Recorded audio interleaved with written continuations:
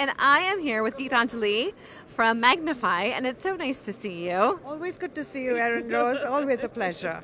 So, can you please tell everybody a little bit about what Magnifi does?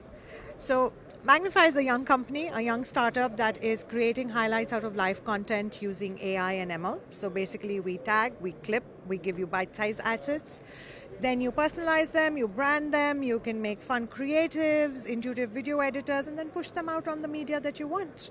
So it's real time, it's automated, and while the play is happening, so the key moments, as we say, so the best of the goal, or if you want a wicket in cricket, it all happens in real time in seconds. That's fantastic. And so, do you set things up ahead of time, or how do you kind of lay out those parameters? So it's a cloud-based, it's a SaaS, so it's a simple dashboard. You do not necessarily need API integrations, you do not necessarily need hardware. We don't need data feed as well. We can work with data feed, but we just as easily work with an RTMP or an HLS file. The machines have been trained. We do almost 40 plus sports now. So they've been trained for various aspects in terms of movement, faces, action, logo detection. So it's a pretty simple plug and play, and the machines then do the magic. Wow, that's so cool. And so 40 sports that you've trained on. And are you finding, were there sports that were harder than others to train on that you can talk about? Interestingly, last year, I know, and I'm not even a tech person because I write, I keep hearing about it. Apparently, we did a POC on Robo Wars. And I'm trying to figure out how they would have done that. Must have been crazy. We've also recently, one of the few companies which actually do futsal, which is again an interesting sport. And somebody told me recently that somebody spoke to them about poker. Now, I, for the life of me, don't know how, but somebody will do some magic somewhere and it'll work. Well, they're in the right place, obviously. I know, Vegas, right? Where else can you talk about it? So yes, it's slow progress, and of course you need experts, humans, which teach the machines, because it is about pattern recognition, it's about repeat play, but we also need experts of the game, because there are so many rules, and obviously we do cricket really well. We know cricket really well. We love the game. So yes, but so 40 plus and growing, and we keep adding new sports, or at least aspects of a new sport. And I love that we're doing a lot of women in sports. So while we do the IPL, which of course is the biggest cricket franchisee, we're also doing the women professional league, which is the WPL in cricket. So it's fun. And are you mapping that differently based on gender? Not necessarily, but see, facial recognition, I guess, would need a little bit more training. Otherwise, it is about jersey numbers or play, and the ball tracking, that stays common. Yeah. But contact sports requires a little different training. Like, I don't know if you've heard of the sport called kabaddi. Yes. Or you have? Yes. So Yes. it's like tag. Now, again, there is no ball. There is no other instrument or device that you're playing with. It is literally contact sport. So for that, yes, you do need a lot of the jersey numbers and the way the faces are, the movements. So, it's not 100% perfection then. Yeah. So that kind of layering happens depending on the sport. Are you training on audio also, or mainly just movements?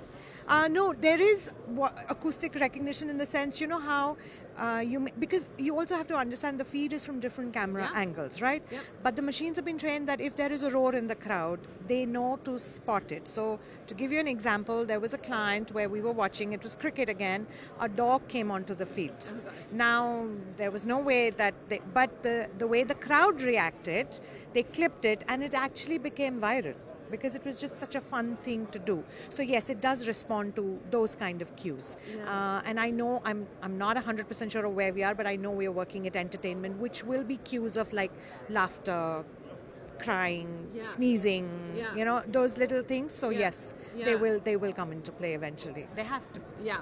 I kind of really hope that you do something around like the puppy bowl. I don't know if you're familiar with the puppy bowl that we have here. I need to go look this up. It's when they do the Super Bowl, they also do a puppy bowl. Yes, I know. It's the cutest, right? I know, right? You never know. Animals. Actually, we have somebody who is talking to us about the rodeo. Oh, it'll be fun. I am curious to see how that pans out too. So very cool. yeah, so Are you doing things besides sports? I mean, you spoke about poker, which I wouldn't normally think of as a sport, but I mean, it's a game that people play. yeah. No, so like I said, we are evolving a bit into entertainment. We are trying to look at news, but those are still spaces that the company is still growing into, looking into.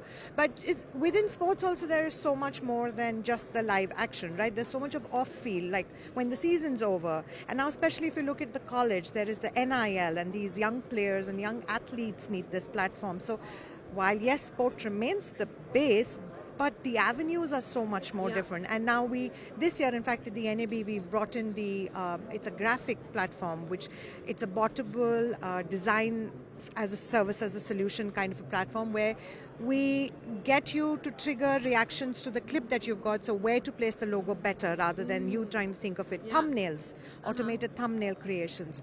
But so it can go beyond sport, because you can get into merchandising, you can get into a whole bunch of things, and it's also about community building.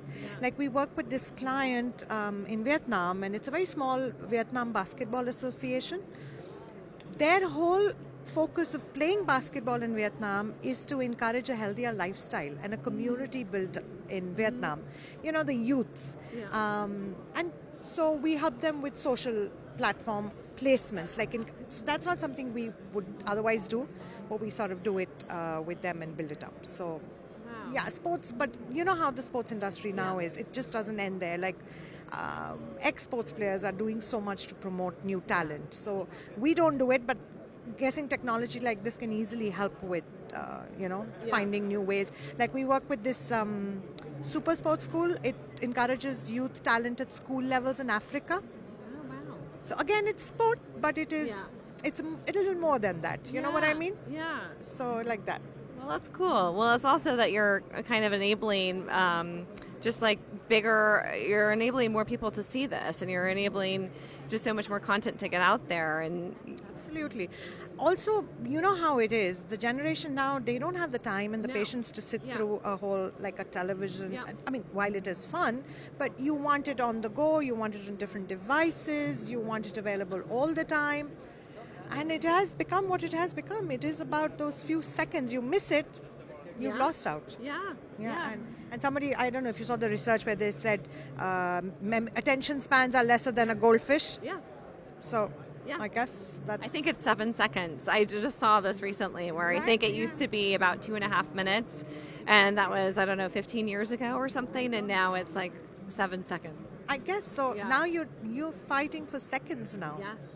So imagine the pressure there. So it's, wow. I mean, it's amazing you guys do so much with content, and now they're slicing and everything. So that's what you are now making it available. And for instance, so many countries are now making live matches of popular sports free, so that more people can watch it, because there are other channels of making money. That typical selling tickets, filling up a stadium, that format doesn't work anymore. So, and I mean, I live in a time zone where there's no way I can watch a live match being played in certain parts of the world.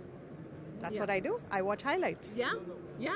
Well, I think, and what you're touching on too, I think is so important, because as we look at broadcast streams, we're also looking at content creators. And so the shorter clips, to your point of the shorter clips, is that all of these worlds are really converging with each other, and you have to serve that content everywhere and however people want it. So, well, thank you so much. Thank you so much for just chatting a little bit, because I think what you're doing right now with Magnifi is just so interesting and so relevant to where the industry is going with broadcast. So it was just such a pleasure to talk with you. Always a pleasure to meet you, Erin Rose, and thank you so much for taking out the time. I know how crazy this show gets, and I don't even know how many footsteps you've clocked in today.